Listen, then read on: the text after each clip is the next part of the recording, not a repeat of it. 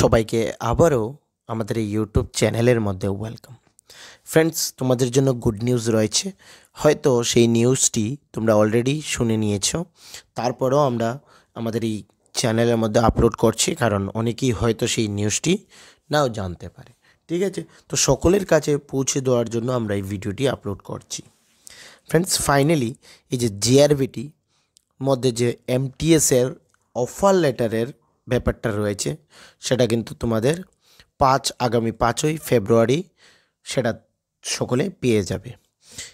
সেই প্রোগ্রামটি ফ্রেন্ডস, সকলে সেই প্রোগ্রামের মধ্যেই তোমরা অফার লেটার পাবে এবং সেখানে ভার্চুয়ালিভাবে জয়েন করছেন হোম মিনিস্টার অমিত শাহ এবং ত্রিপুরা ক্যাবিনেটের যে সকল মন্ত্রী মিনিস্টাররা রয়েছেন সকলেই কিন্তু সেখানে থাকছে। ঠিক আছে, তো গুড নিউজ সেটাই যে তোমরা অফার লেটারটা পেয়ে যাচ্ছ এবং তোমাদের জয়েনিংয়ের ডেট চলে আসছে আফটার এ লং টাইম। 2021 সালের থেকে শুরু হয়েছে সেই যুদ্ধটি এবং সেটি 2025 সালে সমাপ্তি হলো। কিন্তু তৎসঙ্গে আমরা অন্য একটি বিষয় নিয়েও ডিসকাশন করব। এই যে স্পেশাল এক্সিকিউটিভের ব্যাপারটা, অনেকেই সেই রেজাল্টের জন্য ওয়েটেড করছে এবং হয়তো বা অনেকেরই এইজ ওভার হয়ে গিয়েছে এই ওয়েট করতে করতে। সেটা কখন হবে ফ্রেন্ডস? আমি আগেও একটি ভিডিওর মধ্যে বলেছিলাম যে তোমরা সকলে মিলে একটি গ্রুপ রেডি করো এবং সকলে একটি ডিসিশন করে তার জন্য হেড অফিসের মধ্যে গিয়ে জিজ্ঞেস করো যে আলটিমেটলি কী ব্যাপার হয়েছে এবং কখন সেটা পাবলিশড হবে রেজাল্ট। অ্যাজ পার ইনফরমেশন সেই প্রসেসটিও সম্পূর্ণ হয়ে গেছে। ডক্টর মানিক শাহ, ত্রিপুরার যে সিএম, উনিও ওনার যে ভাষণ রয়েছে, যে যে ভাষণ উনি দেন, সেখানেও বলেছেন যে অলরেডি প্রসেস হয়ে গিয়েছে এবং সেটা খুব শীঘ্রই রিলিজ হবে। ডিসেম্বর মাস থেকে সেটা শোনা যাচ্ছে এবং জানুয়ারি চলে গেল এবং ফেব্রুয়ারি অলরেডি চলছে।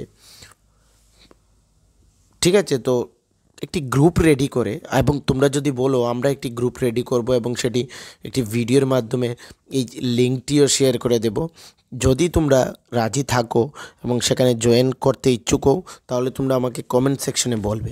আমি একটি গ্রুপ রেডি করে তোমাদের জন্য একটি গ্রুপ রেডি করব আমরা সকলে মিলিয়ে, এবং সেখানে জয়েন করে একটি ডেট ফাইনাল করে সেটা নিয়ে ডিসকাশন করব ফ্রেন্ডস, যদি তোমাদের ইচ্ছা থাকে সে ধরনের কিছু।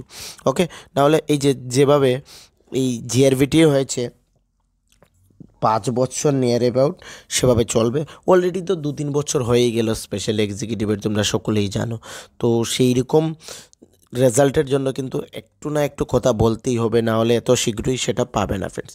এবং যদি পার্মানেন্ট চাকরি হতো তাহলে অন্য কথা ছিল। এই যে জিআরবিটি গ্রুপটি, সেটা কিন্তু পার্মানেন্ট চাকরি রয়েছে। ওকে, ফিক্স পে থাকবে 5 বছর, কিন্তু স্পেশাল এক্সিকিউটিভের অনলি মাত্র 13,000 টাকা স্যালারিই থাকছে এবং সেটি কোনো টেনশন কিছুই নেই, বা 3 বছরের জন্য রয়েছে, মেবি এক্সটেন্ডেড সেটা রয়েছে, কিন্তু সেখানে তো কোনো লাইফ নেই। ঠিক আছে, আজকে একটি চাকরির জন্য যেখানে লাইফই নেই, তার জন্য এত ওয়েট করতে হচ্ছে। তার মানে বুঝতে পারছো তোমরা ব্যাপারটা কী হচ্ছে। তো যদি তোমরা বলো তাহলে আমরা একটি গ্রুপ রেডি করব এবং সকলে জয়েন করে একত্রিত হয়ে এই বিষয়টি নিয়ে ডিসকাশন করবো ফ্রেন্ডস। ওকে, তো যদি আমার এই কথায় তোমরা এগ্রি থাকো তাহলে কমেন্ট সেকশনে ইয়েস লিখবে এবং আমরা গ্রুপ রেডি করে তোমাদের সঙ্গে স্প্রেড করে দেবো সেই গ্রুপটির লিঙ্ক, যাতে যারা অ্যাসপিরেন্টস রয়েছে সকলেই এখানে জয়েন করতে পারে। ওকে, তো সবাইকে ফ্রেন্ডস থ্যাংক ইউ।